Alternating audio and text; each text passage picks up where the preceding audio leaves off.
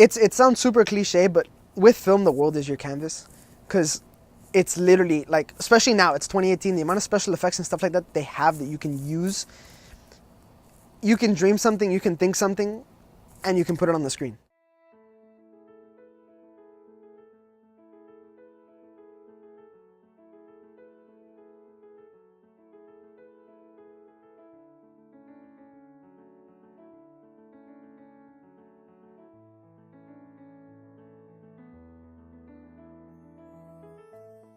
When I was 8 years old, my dad had a box in his closet of movies, and it had a copy of Back to the Future 1, 2, and 3. I got into Miss Diaz's class. I've always had this thing for making little video effects and everything, because that's how I started learning. And then Diaz noticed that I really had a thing for editing videos and making little videos, making little sketches in her class. And then in that class is when I started realizing to myself that it's just movies were something that have always been a part of me. First time I realized that filmmaking was kind of an interesting thing was when I was in 5th grade, and at the end of the year, I had all these pictures of memories, because my class was really together. We were really close family, and I ended up making a slideshow video from Movie Maker, Windows. The whole process I really liked, showing it to them and doing it. So that's when I was like, maybe there's something to this. There's nothing wrong with being passionate in the arts as long as you're passionate enough to make it happen. Because yeah, you can say, oh yeah, I want to go study the arts, pay a ton of money at a really good art school, and then you just kind of settle for whatever you can do and stuff like that. But if you jump out, you do things outside of school, not just what's in the textbook. You try everything you can do to get side jobs and this and that. You know, dance at studios, sing at different concerts, even if it's little stuff. For film, being a production assistant, yeah, you're gonna hold a boom pole, you're gonna get yoked shoulders, you're gonna have really strong shoulders, and yeah, you're gonna be holding a boom pole, getting people coffee, but it's your way in. You may be a PA, guess what? Yeah, no one's gonna talk to you, but you happen to, I don't know, do something magical catch, I don't know, The Rock from falling off a building while he's trying to do a stunt, and you happen to catch him. Guess what? The director will thank you, shake your hand, and you'll make conversation, and then from there you might just land a cinematography gig on the next set. Just something sweet about it, of just art itself, film itself, whether it's dance, music, an author or a painter. It's just something about it that makes you feel good. This passion that an artist has, this drive and everything. And if you don't have that drive, you're an artist, I guarantee you're not on the side of the door that I'm in. Everything that we're gonna make is gonna be a continuation of our growth. A chair maker would make a chair and then realize that he forgot a cup holder, he can make it a rocking chair, right? But he's not gonna tear the chair that he just built. He's not gonna tear it down to make the same chair, just with a little bit more features. He's gonna make a new one.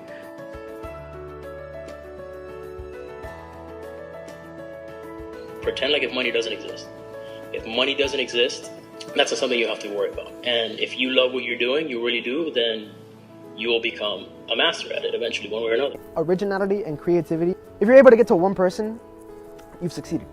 And if you're able to start kind of changing the norm and putting things out there that people are like, damn, that would be really cool to do something like that.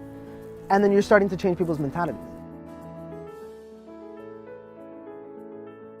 When they say, oh, FBTV is a family and all that kind of stuff, it's not we're just saying it to say it and doing our chant. That's real. That's real stuff.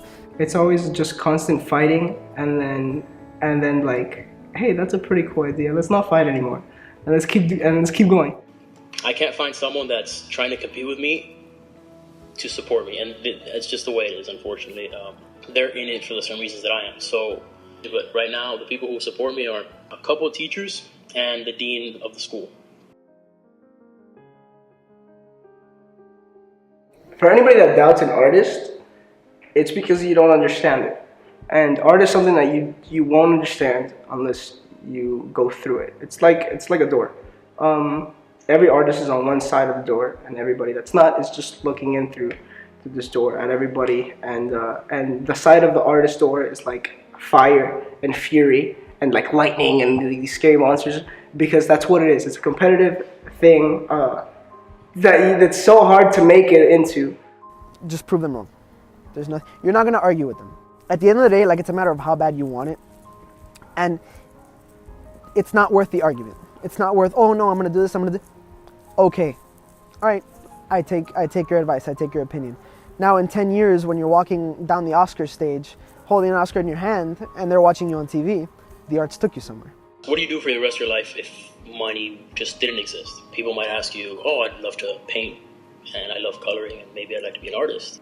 Well, I say to that, you go do that. Money, pretend like if money doesn't exist. If you love what you're doing, you really do, then you will become a master at it eventually, one way or another, because you love what you do. And don't worry, the money will come one way or another. But yeah, there were a lot of times that I did doubt myself. It was one of those like, dude, we're not gonna, like, nothing's gonna happen, like, we're not gonna make it, whatever. Like, we'd be doubting everything that we're doing, like, we're gonna end up not submitting a piece. Stop, take a breather, and it was, all right, we can do this. You know what I mean? We can do this. And that, having doubted ourselves and then having gotten out of that hole is a lot of what contributed to what we are like now.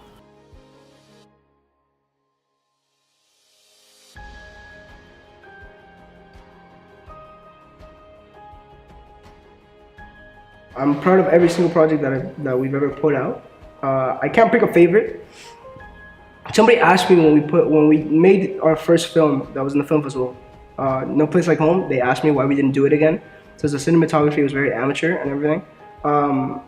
And the way I like to look at it is that everything that we're gonna make and that we make and everything is gonna be a continuation of our growth. And I'd say my favorite ones were Roses at the end of junior year.